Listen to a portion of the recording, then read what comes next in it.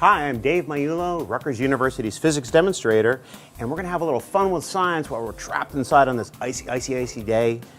Let's find out why the sky's blue. If I hold that flashlight right up to that glue stick, you'll note that it actually looks bluish right here, and then more and more orange as it goes through the glue stick. Well, that's the same principle that we have as to why the sky is blue.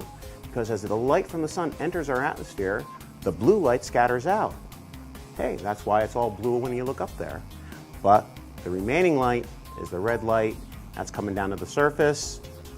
That's what we see when that sunset happens, when the light is shining through much more of the atmosphere from an angle. So have some fun with this, and you can explain why the sky is blue to anybody you meet.